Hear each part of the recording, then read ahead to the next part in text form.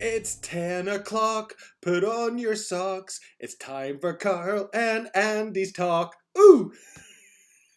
It's Andrew Brown, never a frown with Andrew Brown. Been practicing that one. Yeah, I too am an aficionado of the Stranglers. I'd imagine it's a good theme tune for you. I would have, there's very few things that rhyme with forgotten, so it's more difficult to do. Well, that's why I think we're better just forgetting your surname completely. Because I mean, frankly, and I know this is a bit late in our relationship to admit it, I've never been quite sure on how to pronounce it, so I don't. It's one of those ones that I've dragged up through North London, so it's Perrotten. But people are very, very unsure about whether to say the rotten or not. So it normally becomes Perrotten. In fact, my wife and kids say Perrotten as well now, which has been lost to a generation. Perrotten makes a lot more sense. Because that's like a tablet that makes you feel better. And you make people feel better. Fever. Yeah. No, Perrotten. You boredom is the disease and I am the cure. My name is Karl Perrotten. Really good against hives and hot weather. Now here, never mind. Are you looking at your screen? Oh, look at that. I'm now. But notice the background carefully. Watch it for a moment or two. I know I've got movement going on. It's like it's a CCTV camera looking at the door of the secret base. Because what secrets are we going to open for them today? Andrew, I know. Do we have a little sequence where we go behind the secret door and it lifts up and we go? Ironically, we've nothing to talk about today, so no, the door sequence doesn't happen today. The door sequence has to get kept for a day when we do have something. We'll do that. But it's going to be even better. It's not just now. I know what you're already thinking. You're thinking this is class. Whenever we've got a reveal, it'll flick his wee magic button and the door will open. That's exactly what I was thinking. It's going to be even better than that, Karl. Even better than that. There will be a whole segue piece immediately upon the door opening. It'll blow your mind. How come we Andy's italicized and Karl is just regular Roman? Right. Well, now here's the problem. Okay, this is my first go at doing something what I call fancy, and. Well, in graphic design terms, that would be the brief that was given to me for many, many jobs was just jazz it up a bit. Okay, so this is my first go at jazzing it up a bit. But do you see the box that says Wee Andy? I do see that. The box that comes that says Wee Andy is the exact same box that has Karl in it, but it comes pre-designed with the text in it, as in you can click on it and write what you want. The trouble was, your box is a mirror of my box. A what? A mirror. Now, I was able to deal with that. I was able to flip the writing. But for some strange reason, it created a ghost of Karl that made it look like your name was Kark. Do you know, I've had I get a copy of War Games Illustrated, and it has every month. Dan writes on it. It's got Crooked Dick. Oh, well, just not like that one. And I said to him once, it was minus the K, so it was DIC where they'd done a typo. So I said to him, it made me laugh. So he said, right, well, we'll change it, we'll keep that permanent. So that's my favourite thing to look forward to in the post every month. Oh, there you go. That is kind of nice. For some reason, I'm looking at it, it's giving me a real Blockbusters vibe. Yeah, I mean, it's the first go playing out with it, and that was probably about 2:00 in the morning. And I went, you know what? It's like the 7th day.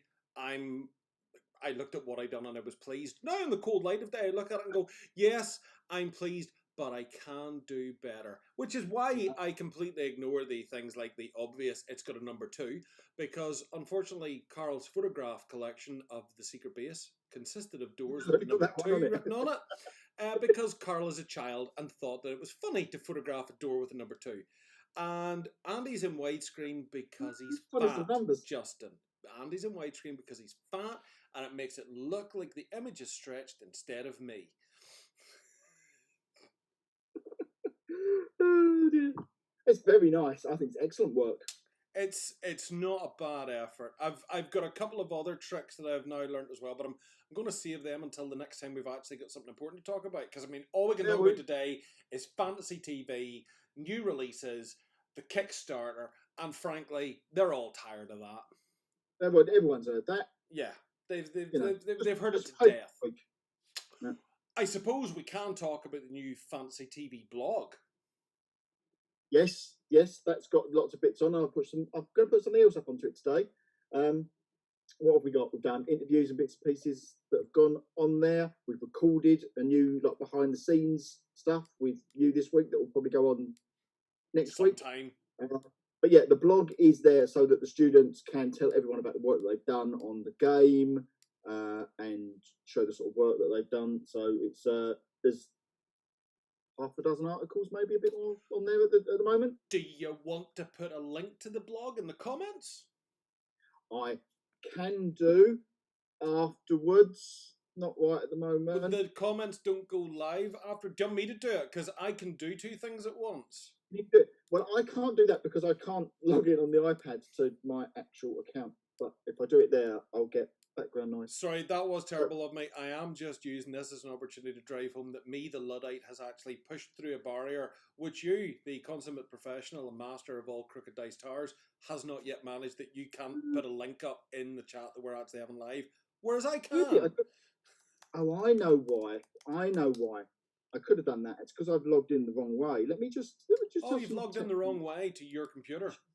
I've gone through your lovely link. You see, and what I should be doing is going straight through YouTube, and then I can see the comments, and then I could probably post in there.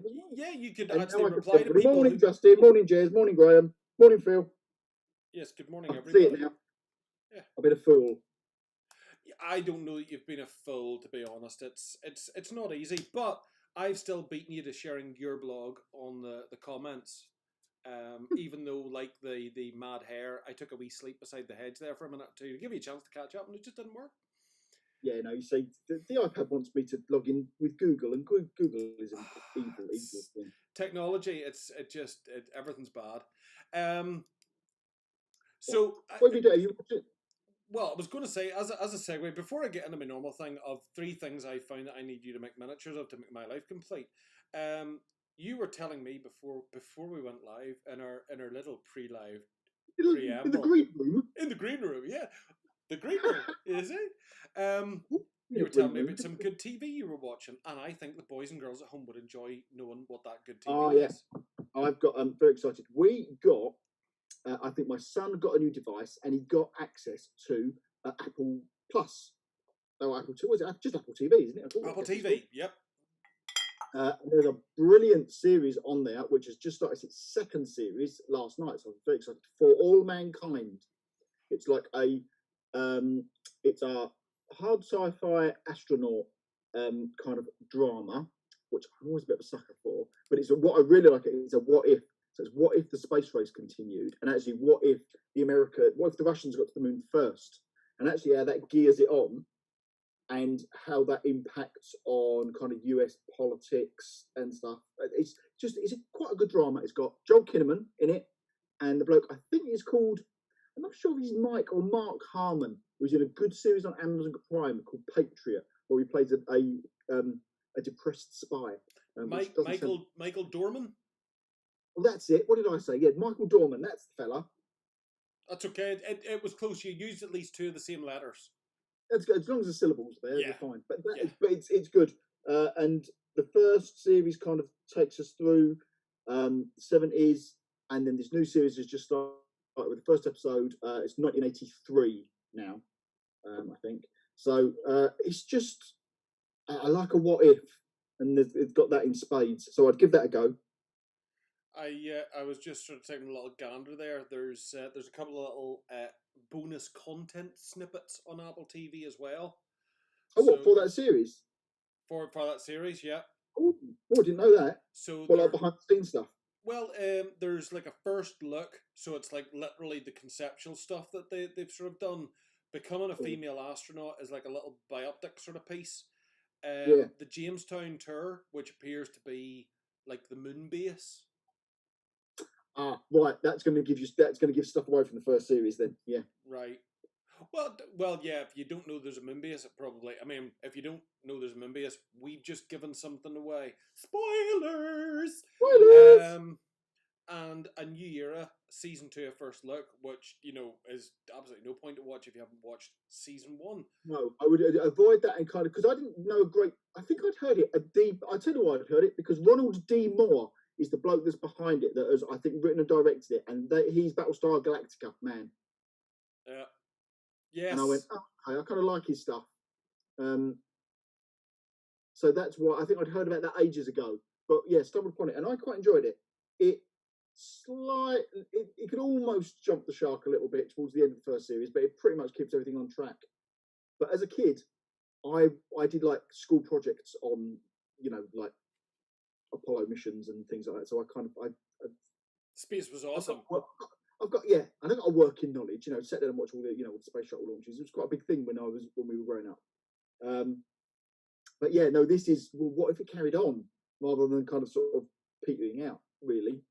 Yeah, if they hadn't just blown all their money on cocaine and dancing girls, it would have all been so much better. But it's pretty good. For some reason, I get a huge Star Cops vibe when I look at it. It's like, what if they made Star Cops now? It would look like this.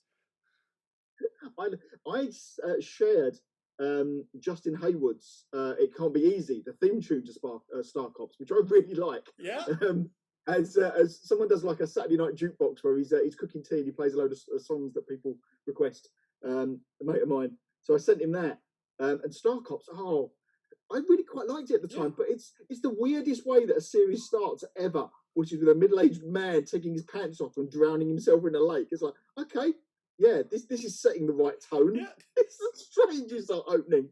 But I think at the time, I mean, I still remember the first time I seen it. I was like, what's going on here? And that was it. Because of that, you were kind of like roped in.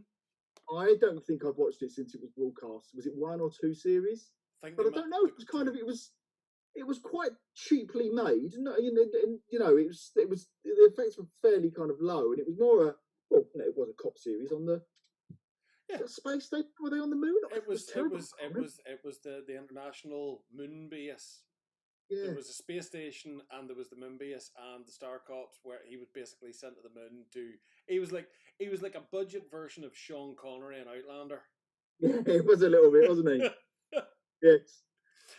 Better to let people think you're a fool than open your mouth and prove them right. Hey, Andy. Phil, I'm sorry, you're obviously new to the channel, because the first person who knows that I'm a fool is me. And if you're only catching that on now, well, welcome to my world. Enjoy the ride. The reason Karl and I get on so well is that our 2 brain cells get to enjoy company for a few minutes each week. What else? I was going to say some other telly bits and pieces. Do you know, you've just made me wonder. It's I'm going to have to look it up now, because it's annoying me that I can't remember your guy's name from Star Cops. I can see him now, and I can't. Oh, Flip, what's his name? Where's Helen from the leader? She would immediately be able to tell me who that was. 1987. Where it was in that very dry period, wasn't it? Where we just had nothing. Yeah, I think that's why there was just very little genre TV stuff at that stage, and then it started to come back. Yeah, we didn't even have Doctor Who in '87, did we? No. It was the early '90s before we started getting a little bit of genre stuff back. Really. Hang on, the Wikipedia is making this sound an awful lot better than I'm remembering it was. This is the way. The Star Cops provide law enforcement for the newly developing colonies of the solar system. There you go. I don't remember colonies. I don't remember colonies. In the MDF room. Yeah, I remember corridors that looked like they'd been the leftover bits from Moonbase Alpha. Yeah, it was. There was not. It was a good drama, but I can't say the special effects budget was particularly good. But I quite enjoyed that. Anyway, but the opening song, "It Can't Be Easy," but "Living Without You" in brackets by Justin Hayward, I rather like. It's a good sort of 80s power ballad. What is he? Moody Blues, isn't he? Justin Hayward, I think. Well, we can look that up for you if you want. Big Finish done an audio for it. I didn't know that. That doesn't surprise me at all. No. Sorry, you wanted the Star Cops song. Star Cops theme song. It can't be easy. I must be falling behind what's going on in the real Star world. Cops was softly in space. That's about right, yeah. Justin saying stuff and I don't even understand that. Justin Hayward. That's right. I think Justin Hayward was Moody Blues. I think. Well, it just says performed by Justin Hayward, so maybe he stepped out of the Moody Blues to not bring them into disrepute. I'm doing this theme song for TV show. Hey man, that's not cool. We're not going to be down with that. That's the BBC. They're part of the establishment, dude. That's heavy. Man, yeah. Stick it to the man. You've sold out, brother. After Star Cops, there was Space Precinct. Copper, let's not put Star Cops and Space Precinct in the same sentence. I couldn't get on with Space Precinct. No. And I'm not saying that Star Cops was better than Space Precinct, but I mean, we are talking about two very different creatures. Space Precinct had a budget. Yeah, I don't know what. There's something I couldn't. Was it the puppets? Puppet, wasn't it? Yeah, there was puppets in it. Yeah. But it wasn't like they just had sort of animatronic heads on people. It was like they were actual puppets with people. Is that right? Yeah, because it was essentially the Muppets. Yeah. Hang on. Space Precinct was British? It was Jerry Anderson. What planet was I living on at the time? I always thought that was American. There you go. Well, no, but I think a lot of the characters probably had American accents in there. And it was basically, it looked like Hill Street Blues. It was going for that sort of vibe, I think. So that's why. But it's like Hill Street Blues, but with rockets, aliens, and not mortally depressing. What I mean, the precinct bit. Just like Hill Street Blues. Bit. Though I think there was one episode where they do go into space in Hill Street Blues, if I remember rightly. Were you just stoned? No, I don't know what that happened. A British television series that was first broadcast from 1994 to 1995. Okay, that was later than I thought for it, on Sky One, later on BBC Two, and the UK and ITV. First run syndication in the United States. Many US stations scheduled the show in the late night time slots, which resulted in low ratings and contributed to its cancellation. Created by Jerry Anderson, was a mix of science fiction and police procedural drama that combined elements of most of Anderson's previous works, such as Space 1999, UFO and Thunderbirds, but with an added dash of Law and Order and Dragnet. He was executive producer, blah, blah, blah, blah, blah, number of directors, blah, blah, blah, blah, blah, boring, irrelevant. I think I saw a couple of episodes, and as much as I needed some sci-fi stuff, I don't think I really stuck with it, and I don't think I've ever seen it all the way through. Was it 1 season, 2 seasons? Looks to be 2, and then it got binned, but they weren't long seasons by any standard. No, and I probably unfair for me to go because I've never really watched it all through to see whether it was any good. Really. I think it was a creature of its time.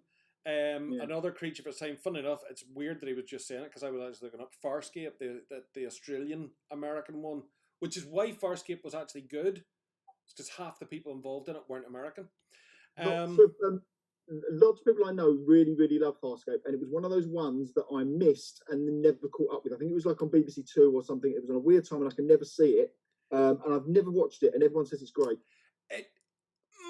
Yes, no? It is up till about just over halfway through, and somewhere just around about halfway through, you kind of go, I don't even care anymore. Just die already or blow up or something. I've seen a couple of episodes. I know at the time there were a number of those sort of shows that goes on, and I'm not comparing in any way in there, but there was your Andromeda, there was that, there was Farscape, there was Lex as well. Remember Lex? I think there's 2 X's in Lex. Yes. Yeah, that's the post for Lex. I tried to watch that as well.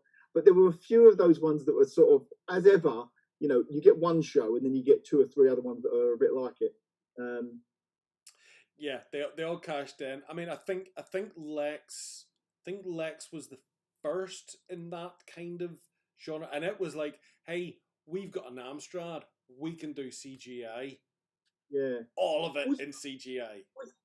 It certainly had some adult bits, I think, in there, but for some reason, I kind of thought it was like a bit of a Red Dwarfy kind of thing. Was the kind of concept that they were alone on a big ship?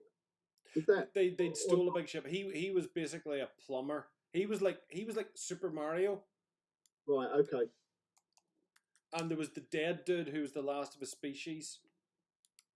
Again, was that? I suspect that might have been a Sky or a Sci-Fi one channel or something. But again, never really watched it. Primarily filmed in Halifax, Nova Scotia, Berlin, Germany. Additional locations: Iceland, Bangkok, Mumbai. Science fiction television series that follows the adventures of a group of travel through 2 universes, encounter planets, including a party of the Earth. How do you party the Earth? It's already a party of itself. The narrative includes irony, party, sexual topics, and fatalism. That's pretty much all it wants to talk about. I know it kind of. What was the Babylon 5? I mean, I loved Babylon 5. Babylon 5 was gold. And that we would watch that religiously, and that was great. And that did loads for genre TV. That did. It had arcs and a proper story. It's just the whole thing about it kept getting canned, or was it going to get cancelled? And then they wrapped everything up in season 4. So season 5 was a bit of a. Okay, hang on. We're getting lost here because the guys and girls are actually talking about some of the stuff that we're talking about for some strange reason. Farscape's always the best. I would agree with Oracle to a point, up until that point being about halfway through, and then I think Farscape lost track of what Farscape was supposed to be about. Loved Farscape. Yep, I'll buy that for $1. I was working with a Kiwi lad. Okay, a couple of years that worked on Farscape. Cool. Babylon 5, Starship spin-off as well. Excalibur. Oh. Everything after Babylon 5 just burn. Was it called Excalibur, the spin-off? I thought it was something about the Rangers or something, was it not? No, I think it was a one-word thing though, wasn't it? It was something, but they all sucked mightily after it. I remember, I think there was a space plague or something. It was all very Terry Nation. There was a space disaster and everyone died. And Grandma's wheelchair went over the cliff and everyone died.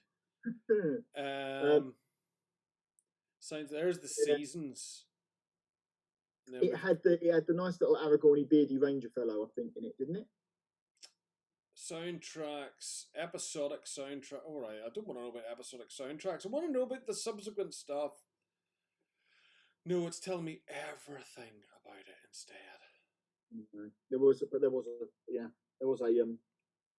I think only lasted one season. It did have some kind of space above and beyond. Again, I only seen this bit of space above and beyond, which Justin is talking about there as well. There we go. Babylon 5, The Gathering, and In the Beginning. Babylon 5, The Gathering, Babylon 5, In the Beginning. Babylon 5, The Movie Collection. Babylon 5, The Movie Box Set. Babylon 5, Legend of the Rangers. And Babylon 5, The Lost Tales. Oh, that was painful to watch. It's called Legend of the Rangers. I remember there was like a magic fella in it. Magic fellow in all of them. There was somebody magic. Yeah. Space Above and Beyond. Babylon 5 Crusade. That's weird. It's Crusade, not. Yeah, that's the one. It's not listing Crusade. Oh, hang on. Yeah, so they've put it in as like an addendum. That pole face. That was killing me. I couldn't remember that at all. The box set came out called The Complete Universe, including all the movies and Crusade episodes. Yeah, I forgot that In the Beginning and The Gathering. I think In the Beginning and The Gathering were actually kind of all right. Now I'm thinking back on it. I think I'm going to appear even more. What I didn't get here at all was that Babylon 5 was before Lex. So even with Babylon 5 being made, somebody went ahead and thought making Lex was a good idea. Oh, that's the way it always works. Oh, well, sci-fi's coming back again. We'll piggyback and have our own. I can do that bigger, better, and cheaper. Yeah. As often as the way. For its worth, Farscape was the sci-fi series I could watch with my wife. Do you know what, Templeface? I can kind of get that because Farscape actually was science fiction. Second, it was the big ensemble cast.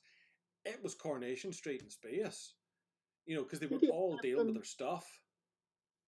Did it have? Was it Scorpius or Scorpio? And kind of like had a white face and yeah. Nice job. No, I don't know why I didn't watch it. It's right on my street. I've got a funny feeling around then. are we doing? I don't know. Going out, getting drunk. You're rich. You've got Netflix. You can watch Farscape anytime. You can watch Farscape and Andromeda and Lex anytime you want. Yeah, Andromeda. That was another Roddenberry one, wasn't it? Yeah. Andromeda's not bad. It's funny enough, I had happened to watch Farscape and Andromeda just when Discovery dropped. Star Trek Discovery, and I'm sitting going, the streams are crossing here because that's the plot out of that, that's the plot out of that, and you've made a new. Hang on a minute, you guys. Oh, the Copper Oracle, as mentioned, one of my things. Now, I love Starfleet. Starfleet. It was broadcast here on like a Sunday afternoon, I think, on ITV, or like late morning, maybe. Always miss it for one reason or another. And I had no idea what was going on, and I'd only seen a few of them, and I must get that on DVD and watch them. They're probably all on YouTube there by now anyway. But, send a message out across the sky. Alien raiders just past Gemini. But it was that wonderfully batshit Japanese stuff that I never quite understand a lot of the cultural references for. So there was a sailing ship, wasn't there, in space? The space pirates from the other galaxy. Yes. I don't quite understand why that's happening, but I love it. With the skull attack ships. The animation was really good from what I remember. It was and then it would form the big Weapon X. It would build into the big... Because for some strange reason, in a space fight, what you really want to do is turn into a robot, land on an asteroid, and shoot things. It looked so beautiful, and it was so amazing.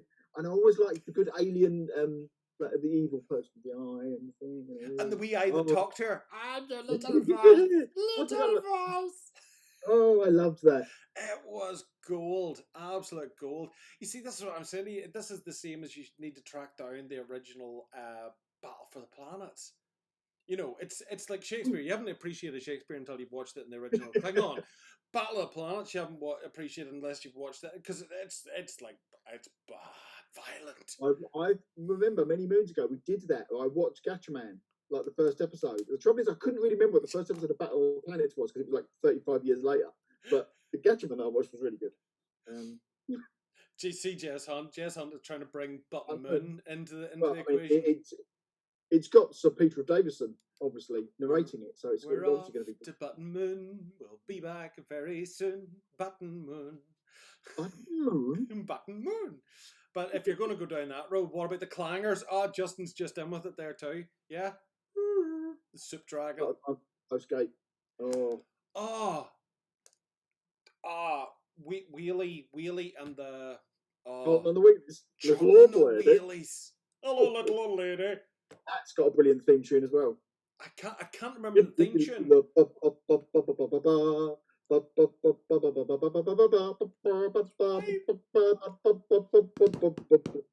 There you go. Class. It's just as soon as he mentioned the clangers, that came into my head. I don't know why. It's Cotton and Wheelies. I think the witch was Welsh, I think, and lived in a kettle, if you remember rightly. That's right, yes. Yeah, that's great. Was that Cosgrove Hall? It might have been. Anything like that. Little kind of stop motion bits I was a sucker for. There was Clopper Castle. Michael Bentin's Potty that can't be right, can it? Michael Bentin's. Was it Potty Time? I thought you said Potty Time. Now. But anyway, that was fun as well. Ulysses 31, Copper Oracle. Oh. Well, now, you know, if you're going to bring Ulysses 31 into the equation, we might as well all bring out our English literature books and start being all hoity-toity, because that was the cava of science fiction cartoons. That was pure gold. Oh, Let's have a glass of cava and watch Ulysses 31, shall we, Farquhar? It was pure gold, that. Oh, I liked that.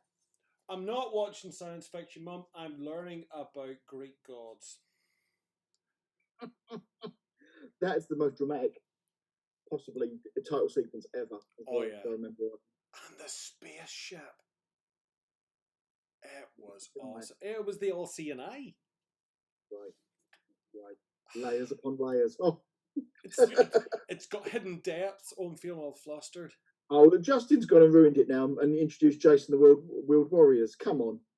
You know, we have standards. Go away. Just leave, Justin. Can you block people on this? No, you can't. Isn't it weird? We start off with, like, for the greatness of all mankind, talking about people actually walking on the moon, and we've descended to childhood cartoons. Are we all so sad that we have to go back and keep living in our childhood? Speaking of our childhood, I need you to make robots that might look vaguely like the dudes out of the black hole. So that's your agenda for, like, the third quarter of the year. Yeah, and the balls. Old Bob. Yeah, you see, I was avoiding using their names so that nobody can ever turn around and say, "Oh, Mr. Karl, you've made these and they're a clear IP violation." You go, "I have no idea what you're talking about." No one ever suggested the black hole to me. I just blame you. Vincent, he's got dots in between his name, and then Old Bob, which you could never get as a toy. That was I had all of the black hole action figures. Yep, they didn't make Bob. Very, very good. I've got Ernest Borgnine, which is my favourite action figure ever. They go into space. There's like the two astronaut guys. I'm going to say she's a scientist lady in there, and then they've got the robot, and then they take a journalist. Yeah, who's 9. It's like, okay, well, you know, why not? You're just sucking air. Yeah, I think that final scene. I know a lot of other people have said this, but that final scene with Maximilian up on kind of hell, with him trapped inside the thing. Oh, that gave me the willies for years. That did. Yeah, I didn't actually click that scene as the whole metaphor for heaven and hell. I didn't appreciate the original crew died and made the journey to heaven. What? The original crew, they transcend and go to heaven. Oh my god! I thought they'd gone to a better place. I thought they'd gone up to the farm in the country. Yes, a better place, Karl. They went to somewhere where Crooked Dice makes all the miniatures you actually want instead of the ones that you need. And he goes to hell with the wee. And it was years later that I cottoned on to that at the very end. When the ground's moving. That's not the grind. Oh. It's Maximilian. He was great. Yeah, we had the toys for those, but you could never get Old Bob. No, you could probably 3D print a Bob these days or something. I would have thought so. Yeah, I'm sure if I looked onto there eBay, are old robots and bold robots, but there are no old bold robots. Was that not pilots they were referring to? Pretty sure the line was pilots. There are old pilots and bold pilots, but there are no old bold pilots. Right. So Justin has also talked about the Ice Pirates. That was always on the back of comics and things, and I've never seen it. And it's like it's got Will Ferrell in it. Not Will Ferrell. Christ Almighty! What have I just done? What's his name with his face? The man with the face. Oh, your man with the eyes and a nose and he had a mouth. The man with the face. Your Hellboy. Him, yes. Yes. Instead of struggling, I'm just googling it, because there's no point. Why give yourself that pained expression on your face? Perlman, him, your man. Ron Perlman. Yeah, with the face. With the face. What's clear with the face? Robert Urich, Mary Crosby, Michael D. Roberts. See full cast and crew. Yeah, no, that was on the back of comics, and there was the Ron Perlman. I think in the Forbidden Dimension, and it wasn't Buckaroo Banzai, it was the other one. Which were, and they always look amazing on the back of comics, but I've never ever seen it. Is it any good? It. If I say yes, don't hold it against me. Ice Pirates. When you watch it, Ice Pirates as a child was glorious. Ice Pirates as an adult is gloriously cheesy, and in the vein of, like, sort of Blazing Saddles in space. I kind of thought it was meant to be a little bit like that. You know, it's it was definitely tongue in cheek.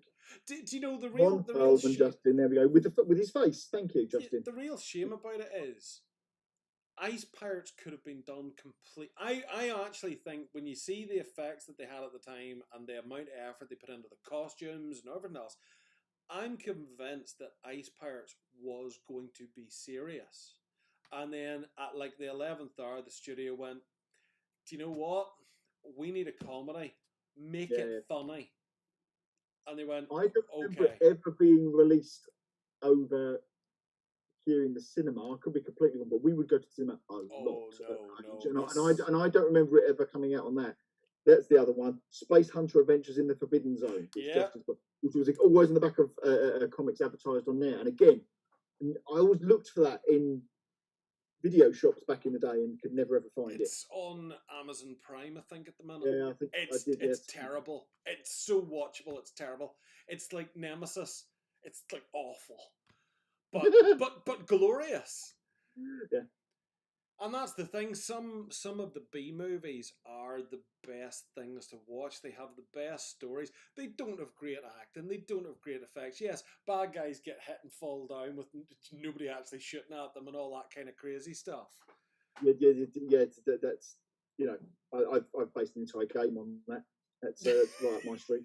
Yeah, you'll love it. It's all good. It's all good. But no, well, you can get your 30 days free Amazon Prime. That's not a plug, by the way. You can get your 30 days free. There was also the I saw the ship again this week that someone was selling as a Battle Beyond the Stars. Yes. And even when I watched that as a kid, I was 10 or 11 or 12, even in my young adolescence, I didn't really realise that ship has boobs until much, much, much later on. Oh yeah. That one. Well, it's like the Event Horizon's supposed to be there's a lot of spaceships are supposed to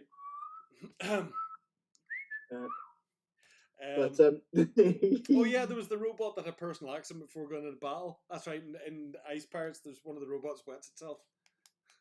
Is an oil leak before they go into a fight. I'm gonna have to dig it out and watch it. It's got Angelica Houston in it or something, hasn't it? It's got you look at the cast and you go, hold on a minute, there's some half decent people in this. Yeah, that's what I'm saying. It was either done at a time where they were all desperately short of work. It was either done as a bet, or somebody went, I have the next Star Wars, and everyone went, wow, this sounds fantastic. Water's in short supply. There's an evil empire holding the water at bay. We're going to be the rebels. Oh, this is fantastic. And literally just walked to the studio and big guy with a cigar goes, bad news, kids. This sucks, Star Wars. I want a comedy and I want one tomorrow. And everyone went, all right, let's all be funny. Quick, robots, tremble. Battle Beyond the Stars. The Killer Carpet has to be one of the most hilarious B movies ever made.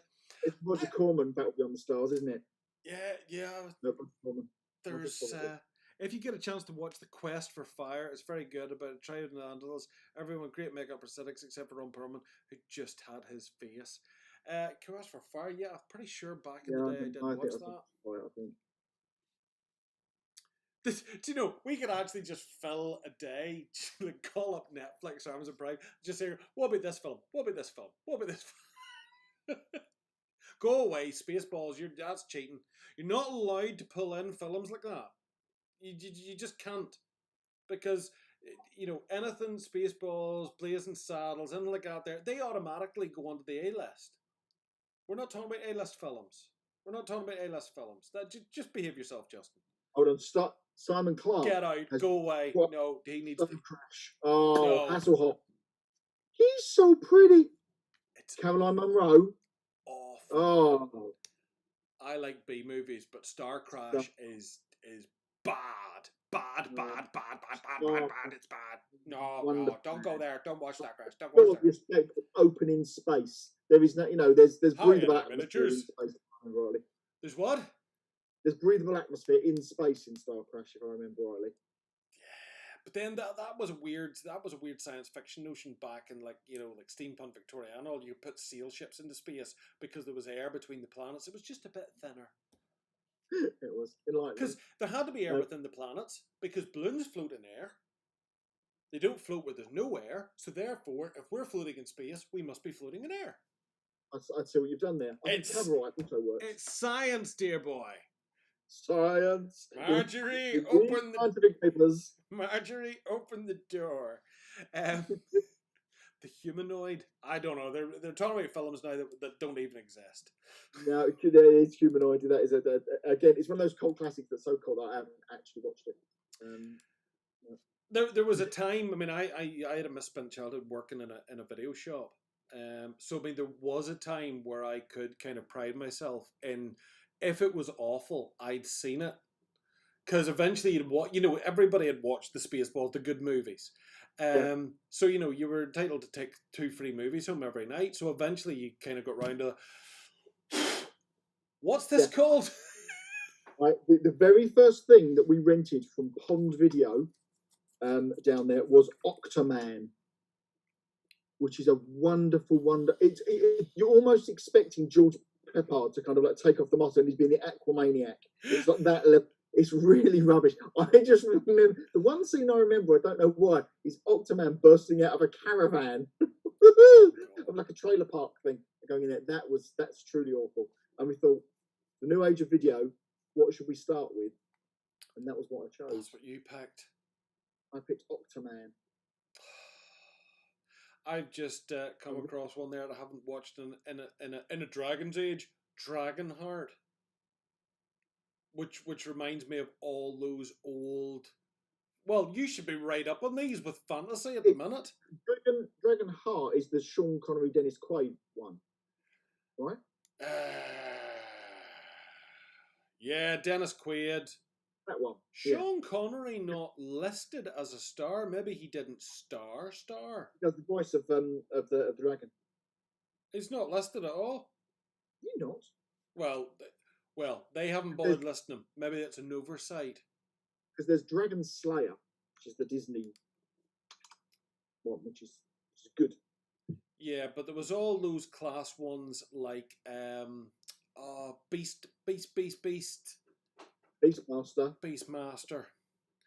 Right, okay, here we go. Here's an admission. I had never seen Beastmaster until about 2 years ago. I had friends that absolutely loved it and raved about it. And I had tried to watch it in the past and couldn't really get on with Mark Singer particularly. I mean, it's got Tanya Roberts, which is a massive draw for it. But it was one of the ones I thought I'd seen and turns out I hadn't. And I was thinking of something else. I think I was thinking of The Sword and the Sorcerer or one of the other ones in there. But there was a whole host. I'm not a fan. I know it's heresy, but I'm not a fan of Beastmaster. No, but I think for me, I think that it's the same as you and I were actually saying before this, or we were saying earlier on. But a lot of things, or something comes out, and then a lot of things get clunked on that are like knockoffs of it. And I seem to remember there was that late 80s, early 90s, where suddenly everyone woke up one morning and went, "Oh, let's make a fantasy movie. Hey, give me a bare-chested guy and a sword and a couple of boobs. Let's make a fantasy movie." So there was a clatter of them because I seem to remember a couple of Rutger Hauer ones that because I'm a big Rutger Hauer fan. There's Lady Hawk. Yes. With him, which again, heresy. I don't like it. And go home. I know I don't like it. Even with Battery Broderick. But there's that. There's another one as well. Another couple of his where he does a couple of fantasy ones, which escape me right now. But, I know it's not fantasy, but I always like that Salute of the Jugger. It's kind of fantasy. It's post-apocalyptic fantasy. Yeah. See, I'm really not going to do myself any favours because I'm not a fan of Karl either. I know again that's heresy, but and in a couple of weeks' time, you're going to be saying everybody, "Oh, 7 TV fantasy." It's like every fantasy film you've ever loved, like Lady Hawk and Krull. I know, and I should be, but I couldn't get on Krull. It just envisions that episode of Family Guy where like, he's a liar, he's a big fat pig, he's a phony. I love many of them, but not that one. Well, yeah, he's like a boy in that, isn't he? Robbie Coltrane, Tucker is also in that. Todd Carty. That's right. They're all the little they're all the crew. Yeah, I know. I get told off for not liking that. But do you know what? I think what you like and what you like's what you like. I like some absolutely awful films. I know they're awful. There's some of it where you know it's crap and you love it anyway, and that's that's the big basis of 7TV. Really. Yes. No. Don't let the marketing department hear you. See, David has got it right. Is he Conan? You can't beat Conan the Barbarian. Conan the Barbarian, Red Sonja, absolute. I watched Red Sonja again the other week, and it was better than I thought it was than I remembered. Actually, I quite liked Red Sonja. Yeah, and those were disposable at the time. They weren't supposed to last forever. But when you only put half a dozen words into a film, there's very little in it to age. I think the original Conan stands up. I think it's great. Yeah. And it falls short of how bloody the Conan stories really were too. Did you see this week that it was doing the rounds? There's a Sword and Sorcery Facebook page on there, and there's a Conan animated Conan that somebody's done, which is a little really brutal, bloody fight scene. An animated who? Sorry. Someone has done a fan-based Conan. Conan. Yeah. Do you mean Conan? No, I don't. I mean Conan. Conan the Barbarian. Yeah. Always. Conan. No, not where I live. Do you put some popcorn in the microwave before you sit down to watch your Conan film? If I wanted to see my own reflection, what would I look in? A mirror. I rest my case. Or a mirror. A mirror. Do you know what you are going to be looking at? You're going to be looking at your own eyelids in a minute, wee lad. My favourite of all the pronunciations is nay. Nay, that's it. Nay, yeah. We know where you live. Nay. Oh, Cheekers on Prime at the minute. If everyone wants to watch something absolutely horrendous, I mean, possibly the worst thing ever made, Repo the Genetic Opera is on Amazon Prime at the minute. Did you just say? Repo the Genetic Opera is on Amazon Prime at the minute. I've not heard. I've heard of Repo Man. Oh no! This is. I've heard of Remo, Unarmed and Dangerous. In the year 2056, the not-so-distant future, an epidemic of organ failures devastates the planet. Out of this tragedy, a saviour emerges, GeneCo, a biotech company that offers organ transplants for a price. Those who miss their payments are scheduled for repossession and hunted by the villainous Repo Men. A musical. Isn't there a Cronenberg film which is about organ transplants and things in there? I'm sure there is. Pretty sure there's with an X, but I could be wrong. Anthony Head's in it. Of course he is. Love Repo, Anthony Head singing. Don't love it. No, it's I suppose if somebody loves something. If you want to go down some fantasy rabbit holes, Amazon has got Amazon Prime has got loads of stuff in the background. All of those really bad. Okay, all of those. I would say bad. Conquest. There's another man with no name. Oh God, what's it called? It's got a Caradine in it and a three-breasted woman. Some of the kind of the really it's an Argentinian fantasy, Italian-Argentinian fantasy in there, and it's called The Sword and the Sorcerer or something like that. But there's lots of those on there. I never saw Fire and Ice until recently. It's not bad. Have you seen that? Fire and Ice is good. What brought that into your head? There's a lot of jiggly animation in that. But that's. Do you mean jiggly animation or do you mean jiggly animation? Tadpole Face has got Mega Existence. That is that one. Yes, that is the one I'm thinking of. I think it's a Z at the end of it, but is it an X at the end of it? But is it a Z?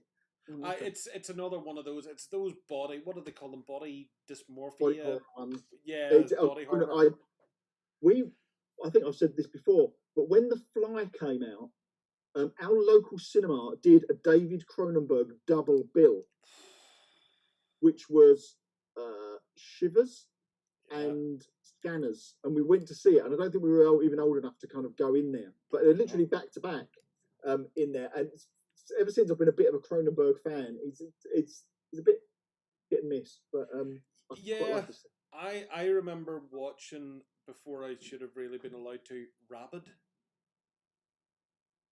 Yes, I think I know that one. And it's the one that starts off in like a hospital. And it's like the infection spread by blood, but the girl like eats people or something, or again, it was that whole glut of kind of slasher, body horror, horrible kind of. Yeah, but it's Cronenberg. Spit on Your Grave, all of those kind of ones. 1977. Marlon Chambers. It's Cronenberg.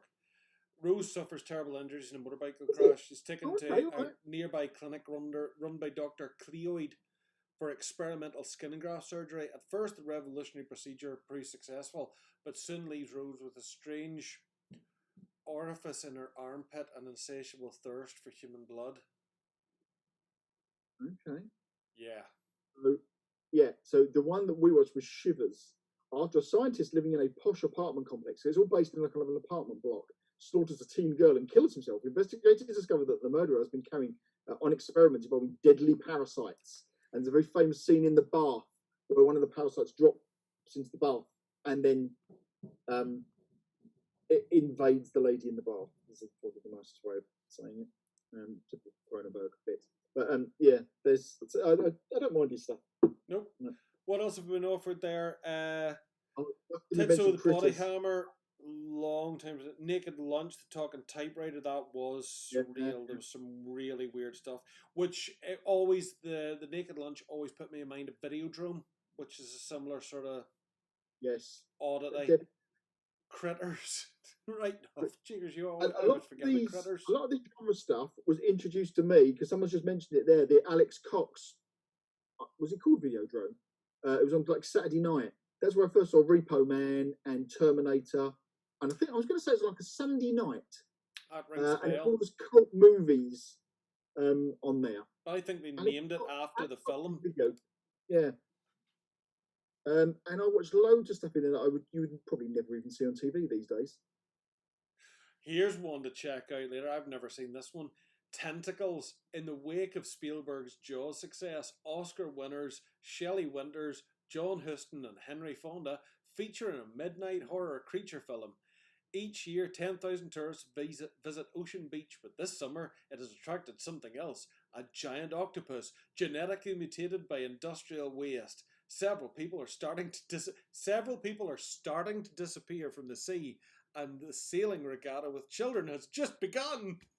Well, now it's weird that you say that because I heard about this film for the first time this week from my colleague Helena Nash, who posted it up onto her Facebook page, and I'd never heard of tentacles. I did literally this week tentacles. I'd never heard of tentacles before. I mean, as I said to her at the time, it's no Octoman, but it was a real Jaws cash-in. Brilliant. That looks so bad. I have to watch it. Now, Tabletop, of course, has mentioned the classic Tremors. Yeah. Which she will have long blonde hair, green eyes, legs that go all the way up. Oh, I love that movie. It's got such great dialogue in that movie. Fantastic. Graboids. Oh, there's a new Tremors film this year, apparently. Is it the same? But is that not the one they're trying to roll out the same cast who really should be like in roll chairs by this date? Or wheelchairs? I have got a little Tremors box set which has got at least, I don't know, 3 or 4, probably, because there's an old West one as well, isn't there?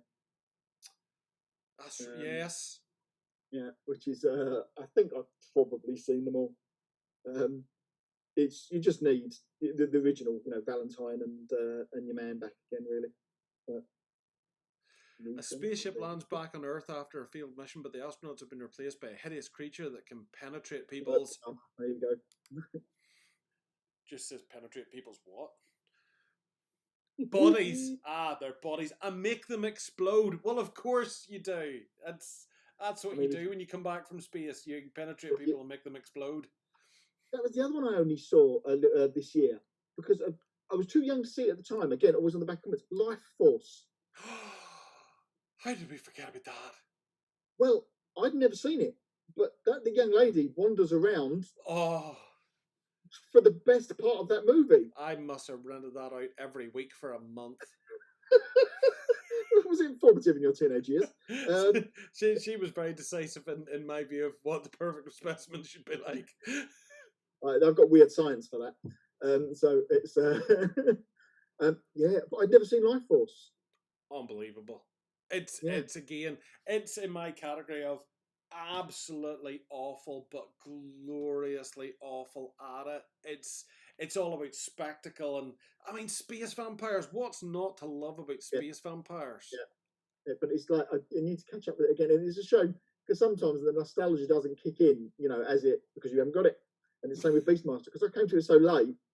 You didn't have that 20 years of going, oh, it was rubbish and that. You'd already missed how wonderful it was. Yeah. You were just left with the sad despondency of middle age, watching it now and just kind of going, everything else in life sucks. This sucks too. It wasn't quite that bad.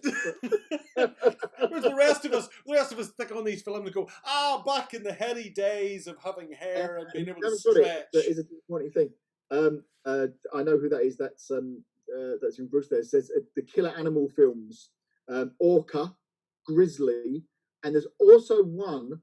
Remember the swarms? So we had the bees stuff as well. There's one with killer ants where they kill Robert Wagner and he goes mad and jumps out of a second-story window. The giant ants or something like that. There's just swarms of them. They're not particularly big, but I remember there was a spate of them on Saturday night. I think we'd been babysat by my nan. And we were allowed to watch whatever this Killer Ants movie was called. But it's called Killer Ants, I bet.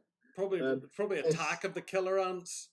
Yeah, but yeah, Killer Animals, Grizzly was great. Anna's just on the general monster movie when Anna is packing orders, she often quotes Jaws and says, "Oh, you want to come here and shovel some of this shit?" We're going to need a bigger box. Yes, Jaws is our favourite movie. So it looks like there actually was Attack of the Ants and there was Attack of the Killer Ants. It might be Attack of the Killer Ants. It's got Robert Wagner in it. Trying to see Empire of Ants. Gosh, there's quite a lot of ants. That's not the ants I was looking for. Back up, delete browser history. Justin Morrison's quite rightly said them, which is I'm going to say it's a 50s movie, but it might be early 60s. It's a black and white giant ants. Classic. Those were repeated on BBC Two, those kind of monster movies. I don't know why it wanted to hide Jez Hunt's comment. He only said Piranha. Yes, Piranha was terrifying as well. Obviously, let's not talk about Piranha, the remakes with 3 Double D or whatever it was. Oh yeah, and basically once it enters the realms of things jiggling, I'm kind of lose interest nowadays. Now I prefer either make gore or make violence to kind of cut big barrels of toxic waste, and the ants are frenzying themselves on what appears to be mercury. And no, that's not it either, because now they're giant rubber ants. That's no good. It's not Empire of Ants. There's just lots of them. So we had the swarm, didn't we, and those kind of things, and it was all of those kind of killer nature stuff movies. It's probably a better term for those.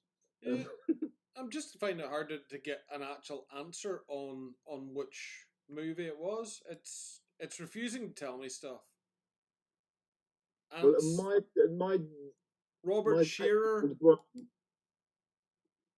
I might be confusing it but I remember someone had to sit very still, and I thought it was Robert Wagner, kind of in a bedroom upstairs, where all the ants were swarming over him, and he was desperately trying not to panic. But then he goes insane and goes, "Ah!" and then goes running and jumps out of a window and falls to his death. Robert Lansing. I'm not getting him. Robert Wagner, it's a stretch, but Robert's character, It Takes a Thief. The hill is alive with the sound of ants. Them. It seems to be them. Oh, it is them. I thought them was the giant. What was it? They live. I don't know. I'm getting mad. That's something else. Them festrized during the car. It looks. If it's got Wagner in it and it's got ants, it'll be that. It looks to be that. It looks about the Totally stuff. Justin. I went off on a tangent there and talked about something else. You're okay. Yeah, the original film of the stuff was quite good. I wasn't so sold on the remake of it though. What's the Jason Gunn one? Is that called Slither? That rings a bell. It's got Nathan Fillion in it and Michael Yondu. Yeah, James Gunn. Yeah, James Gunn. Slither 2006. Oh, we're getting quite modern with that one. And do you remember Jason Gunn, who is an old friend of mine? That's why I'm confusing that.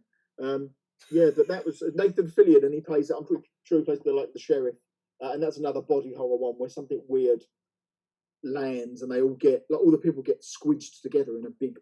It's hideous, but it's a good. Oh no, I'm sort thinking of homage to all of those monster movies. Just me say it, I'm thinking of Society. Do you remember it? Did you see it? Oh God. Yeah. Yeah. I forgot about that. Yeah, that's the same kind of thing, isn't it? Yeah. Yes. Oh wow! I'd like to dig that out again. Do you remember? Do you remember then? If we're going off on that little tangent, Demon Seed. Oh yes. Yeah. Oh, jiggers! If we're going to go down the role of the horror movies, that's going to be scary.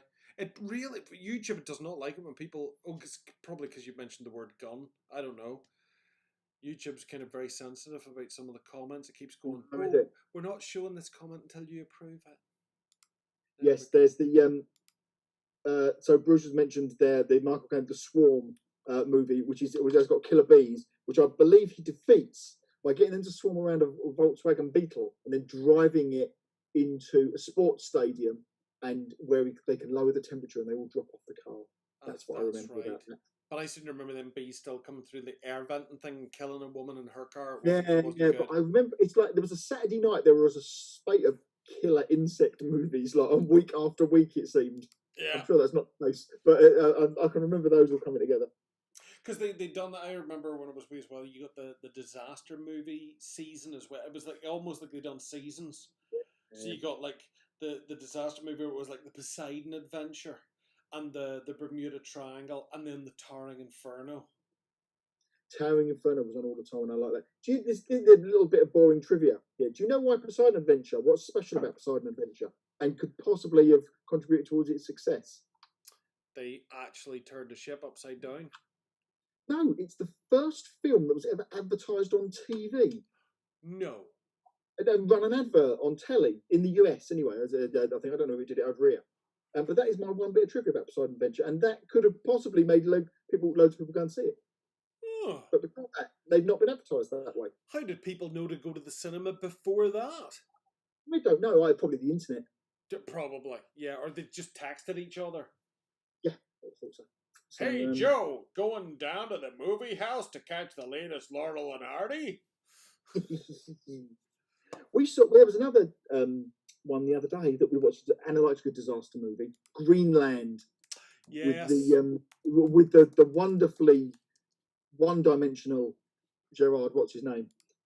Jared Butler. No, not in Butler. Jared Depardieu would have been good. Has got a self though, from Firefly. But yeah, no, that's a good kind of disaster movie. One in it, but I'll say good. Had a bit of money thrown at it. Yeah, I mean there was an effect in it. There was an effect. I think there was possibly two. There's a big comet going past Earth. Bits of it start to fall off. There's at least one explosion that you get to see. There is. So it's mindless. I want to see Monster Hunter actually. Anything that's got monster in the title, I immediately want to see. Monster Squad, obviously, is pretty good. Yeah, I was just gonna say I just rewatched Monster Squad. Oh my word, they would not get to make that now. Yeah, there's quite a lot of bad language for that kind of teen movie, which is what it was. I wonder why that's not been shown as much because of that. Yeah, primary school film in the first 5 minutes, the other F word like 15 times.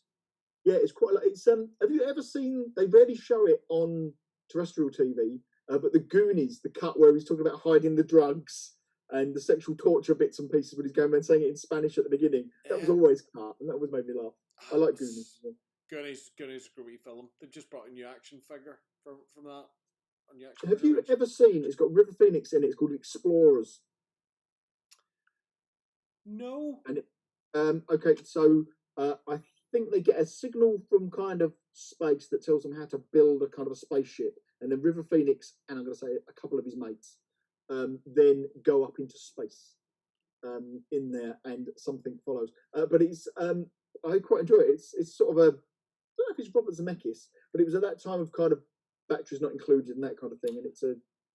Did they build it in the backyard, and their dad kind of thinks it's just like a bit of a pet fun project? It's good that the boys are just out and enjoying themselves and being boys before they kind of go to big school type of thing. It is that kind of thing. They're that sort of age. They're like 10, 12, 13, something like that. And I think River Phoenix is the kind of the science nerdy kid in there, if I remember rightly. But it's quite fun. It goes a bit mad in the last act once they get into space, but I quite enjoy it. That's right. Well, it was one of the kids like literally smoking the entire time in the movie. The kid in the leather jacket is smoking like the whole time. He's either smoking or he's looking at nude ladies through windows. Right. There was super.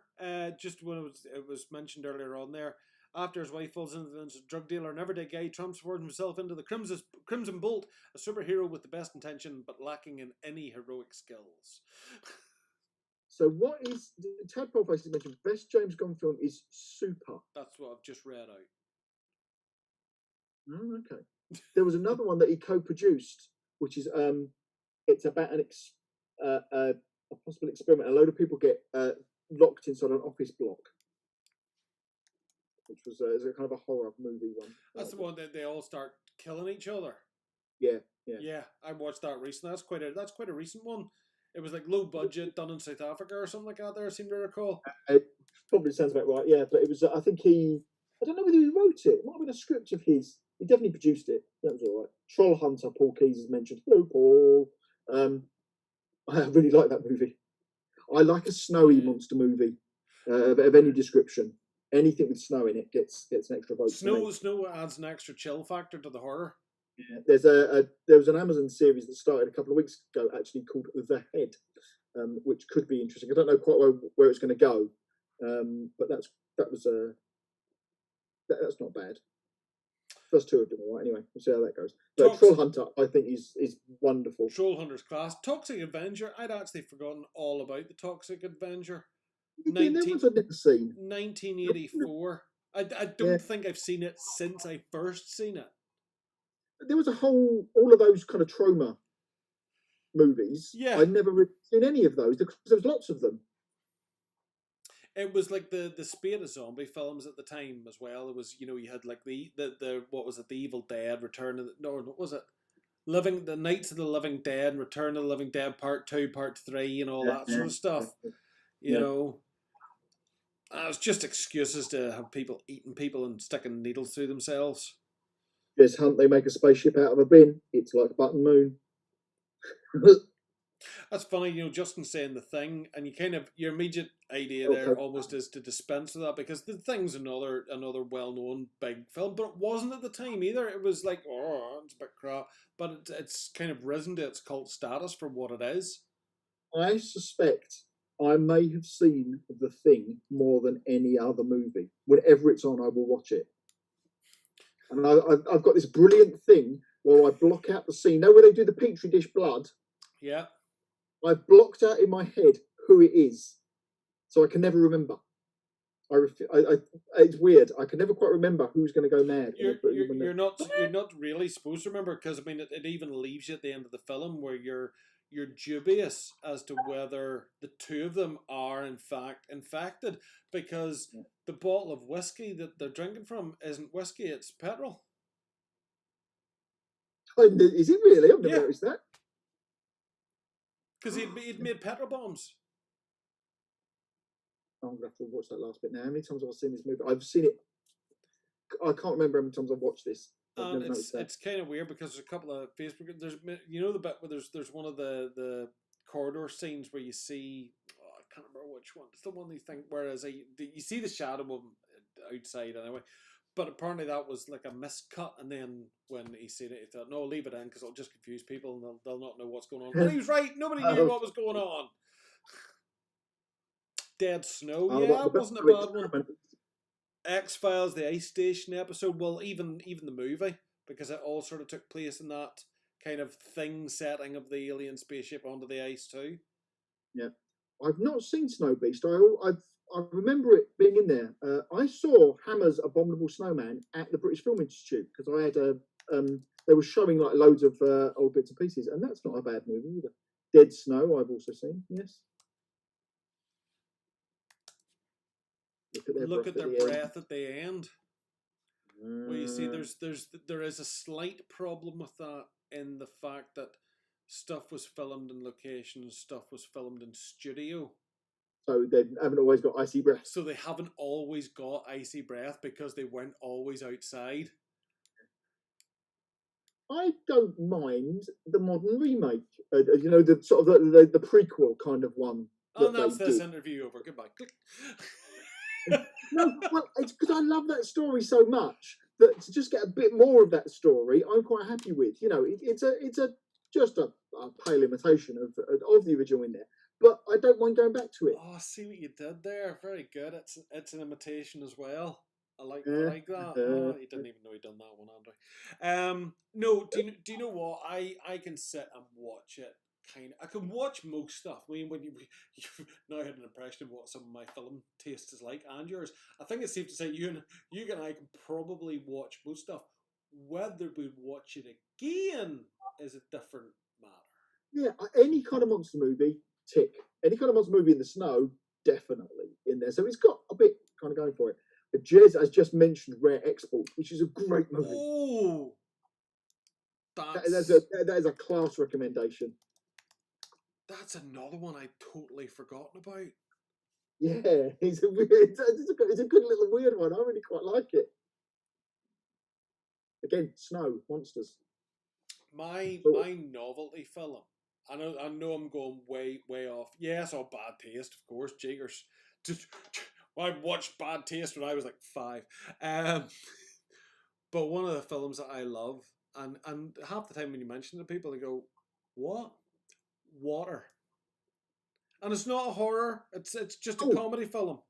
They've got Leonard Rossiter, Michael Caine, and Michael Keaton. Michael Caine, and Billy Connolly. Yes. Yeah. And I'm sure Leonard Rossiter as well. And I think you're right. I think Leonard Rossiter as well. I just love that wee film. I've seen it once, maybe twice. I might have even. Did I see that at the cinema? I couldn't have seen that at the cinema. You could have done. I'm pretty sure it actually got a UK cinema release. But I've definitely seen it. Yeah, and they're all. It's some dodgy deal going down, isn't there? It's about the mining or drilling for the mineral water on the British Protectorate. It's like a wee island that's got absolutely nothing. Can't they grow bananas there? No, sir. The soil's too poor. They can grow marijuana. Best Christmas film, but yeah. I'm not seeing the apocalypse. I watched that the other day. Everybody was going, "Oh, Anna in the Apocalypse," and I went, "Oh, it's musical." And I have no shame in admitting I quite enjoy a musical when it's not pants. And that's where I'll leave Anna in the Apocalypse, from my humble opinion. What is the wonderful French film that has got the pterodactyl in it and the mummy? Leon. Huh? What did you just say? Leon. That's the one. And it's called like The Remarkable something or other, the lady's name. That's fun as well. Do you know what? It's been a joy just watching you struggle to try and remember stuff. It's getting worse as well, my brain. So, what you've given us all to work with was French film, pterodactyl, woman's name. And the mummy, and it's not called Alice in the Apocalypse, but that's what made me think of it. Someone will come to my aid. Somebody come up with it. But it's Cascara, that's right. Yep, the singing rebel. He has refused to speak until he speaks in a free cascara. Water, water. I want to watch that now. Children. I haven't watched that in years. What? City of Lost Children. I've forgotten about that. Oh, Delicatessen as well. And the wife, the cook, the thief and her lover. Lover. Yeah. Helen Mirren. Brilliant. Thank you. The Adventure of Adelaide Blanc-Sec. It's great. It's a great little caper movie, and the lead actress in it is brilliant, and it's just got weird little pulpy elements to it as well. It does worth a watch. Oh! Just when he's because I can't believe I've forgotten about Delicatessen because it is absolutely fantastic. Some of those French films were phenomenal. One I watched, I don't know if any of you guys and girls have, Control. I know, don't slap me if I'm wrong here. Something tells me it's either Russian or sort of Polish. It's set in basically the train station. Do you know what? I'll Google it so I'm not actually saying the wrong thing. It's Control with a K. No, I don't think about that. It was one of those ones there we are. Control, Kontroll. Hungarian. Okay. Fictionalized version of the Budapest metro system. Control in Hungarian refers to the act of ticket inspectors checking to ensure riders paid their fare. The story revolves around the ticket inspectors and riders and a possible killer. And therein is the entire movie. Okay. I don't think daylight is seen in the film once. I quite like a subway movie as well. I think I blame that on American Werewolf in London, quite frankly.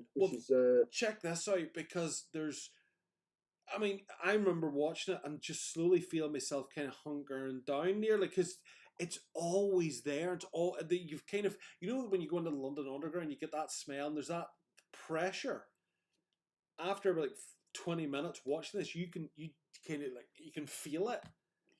There's something when you recognise a place or a spot where you go, oh, I've been there, and that movie covers it. See, Tottenham Court Road Station in American Werewolf in London was like that. I'd walk up and down those stairs around there, regularly, and there is something quite creepy about it, which was absolutely great. The Perils of Gwendolyn in the Land of the Yik-Yik. Justin, I want you to go to the kitchen now and fill yourself one of these with coffee and just go and drink it all now. You're scaring me, dude. The other one with Mara Sorvino. Oh, a Mimic. American New York Subway. Perils. One.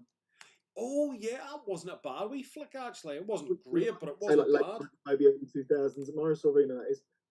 He's not making it up. That's actually a real film. What, the Yik Yak one? Yeah. French action comedy. Justin Beckett, written by Becken, John Willie, starring 20 somebody and Brent somebody else. Loosely based on the bondage-themed comics of Willie and the character of Sweet Gwendolyn. Okay, obviously that was something of local friend. This is complete madness. Okay, I'm now going to have to track that down and watch it. It sounds crazy. Yes, you got me at bondage. Oracle has just said that Mimic had 2 sequels. I did not know that. It did. It did. I didn't mention those because I've seen them. My claim to fame on Mimic was I had it before anybody else here because I got it in America on like a retail VHS. Funny you should say that because I think I saw Mimic in America when I was on holiday once with my mates, and we also saw, I think it's called Relic, which is when it's based in a kind of natural history museum in the States. It's not the Met in there, but it's another one, and there's it's a monster. It's a good monster movie set in a museum, basically. Yep. I know the one you mean, and it is quite good. It is quite good. Did watch Serial Killer Amsterdam Canal, though there's also weird. If you start going into serial killer films are the old one for me. I don't like them. No, I don't like the realish kind of ones because they're too kind of real. I like it when it's like, Texas Chainsaw Massacre, because he's just. They are. I don't mind it, but there's so many derivative knockoffs in there. Halloween just still scares me, and largely that's the music in there, and that's great. But then you get so many different ones. Texas Chainsaw, never seen it at all. And then a friend at work lent me the original, and we got half an hour in, and me and Al went, "Can't watch this. It's the only movie where I've gone, actually, this is too much. It's too much input, and it's just no. I've never seen it all the way through. I've seen the remakes weirdly, but the original." Oh no, I don't think I've sat through all of them in one set, and I'm weird with horror films. I kind of like the idea of a horror film. I like the idea of being scared until I'm watching them, and I'm like, no, I've had enough of that now. I'll watch something cheerful before I go to bed. No, we like them a lot. Often our Saturday night movie will be a horror movie, and we'll often go back to that, and that's fine. And I've got no problem with them. But there's something about Texas Chainsaw Massacre that was deeply disturbing, which means I couldn't actually kind of watch it. And I don't know what it is. There was something in that was making me go, whoa, I don't know if I can keep watching this. It was the same. I watched that one, Man Bites Dog, which someone's mentioned that in the thread there, but I remember people getting up and from the cinema and going outside, and you could hear them retching. Whoa. Man Bites Dog is like that close. It's too close for my comfort to the questioning, am I watching a snuff movie? And I've seen it once. That's the only number of times I ever need to see that film. Was it good in some abstract ways? Yes, it was.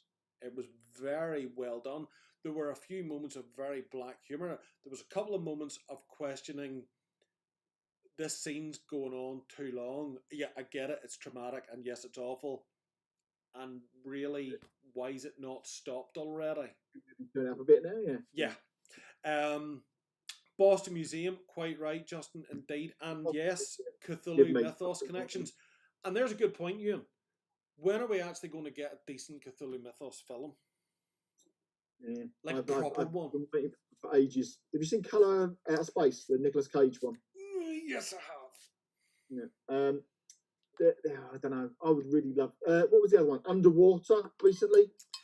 Has got it in there, which is all right. The trouble is, you can't really see what's going on half the time. No, it did have to turn the contrast up on my TV for the first time in like 30 years.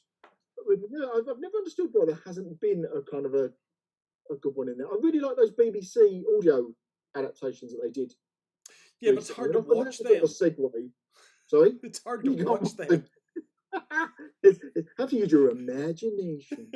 A lot of that stuff, often was a breeding ground for stuff that would go on for TV afterwards. A lot of things it could work like that, I think. Yeah, the color from space. There is, if you go onto YouTube, there is a couple of literally, my granda gave me 50 quid and a handy cam. There's a couple of like low budget foreign film versions of the color out of space. Yes. Color from space, someone said there, I'm not sure. Yeah, there's a black and white German one which is quite good. The color.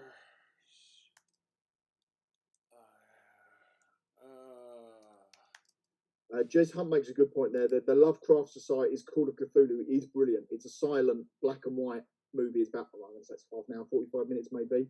And I've not seen that. Someone, Peter, showed me that when we were there last time. It's a great little version of it. Yes, no, that was my brain was going to eventually get. There's two that I've watched where I kind of go, yes, I can kind of live with what's happening here. That's one of them. The other one was The Beyond, which I know isn't actually a Lovecraft story, but it's in the mythos kind of world. Light whispers in the dark. Yeah. If ignore the alien backstory, blah blah. Sorry, I'm wrong. Reply to the comment from ages ago. Oh, you're okay. Yeah, there was the color out of space, but I think it's been called a couple of different things. Just it's the color out of space, whatever. Well, we all know what we're all talking about. I just found Nicholas too hard to watch in it. I'm not a fan of him at all. I really, really don't like him as an actor. But I didn't think that was too bad. That was interesting because I think we had this conversation before, didn't we? It's the guy that did Island of Dr. Moreau. Oh yeah.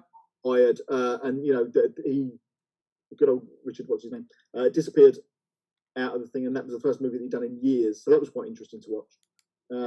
But yeah, the black and white German one I watched on a Sunday afternoon for one reason. I kind of every now and again you kind of scour for Cthulhu stuff on there. Have they made a decent movie? There's a Cthulhu movie which I don't think I've seen. There was one recently that had that kind of weird feel. I think it's called The Void or something like that. Yeah. Which was yeah. I had Paul Faces mentioning Prometheus. Yeah, I like Prometheus, but I think I'm in a minority. You are a bit of a... The Beyond is... I wasn't sure if the Beyond was actually... I thought the Beyond borrowed on Lovecraft ideas. I didn't think it was actually a Lovecraft story. I think the Beyond is just a horror film that plays on the fringes because it talks about the Book of Ebion and that, but I don't think it was actually a Lovecraftian tale in itself. There's lots of those, aren't there, that kind of... I really liked that first thing as a True Detective because I think it did the best of Cthulhu in there, where it alludes that there might be something there, but never gives you the answers, which I think is probably the best way to do Cthulhu anyway. But Dagon, I forgot about Dagon. Dagon's a pretty good intimate. It's not good, but it's not bad. Reanimator, of course, we forget is Lovecraft. Yeah. That's still on regular. Die Monster Die, never heard of that one. Castle Freak, Whispers in the Darkness, The Unnameable, The Curse, 1987. Well, as just rightly says, The Thing is essentially for the Mountains of Madness, so it's... There's the one I was talking about. 2010, The Colour Out of Space, 2010, little black and white film. Yeah, German one, yeah? Yes. Oh, sorry, we already covered that. My brain was trying to... And there, I have out in the garage, this one, The Lurking Fear, 1994. I've got a preview VHS for that. So you're watching it, and every so often, the story vanishes for a second, the screen goes back and goes, "This is a press release tape, not for distribution." And then it goes back to the film again. I like that. Phil.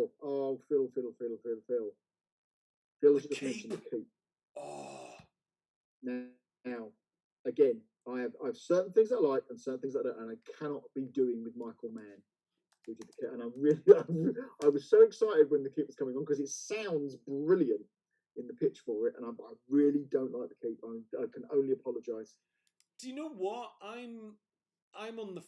I'm for you and against you on this one because I enjoy The Keep, but I also realise that it's a complete dog's dinner when he basically threw the towel in and kind of went, "I'm done with this," and they basically had to stitch together what was left into a coherent narrative. Yeah, I think probably with the exception of Heat, I'm just generally not a fan of his movies, and I don't know why. I can't seem to quite get on with the way he does things. But well, you don't kind of like the whole headspace stuff going on, and The Keep does try to play with your head a lot. No, I don't mind that. I just don't like it's the clash of style that I don't like. When you get anachronistic. You put it in a certain setting, and then it's particularly with the music, and it drags you out of it. That's what I don't like, and that's what Michael Mann does a lot.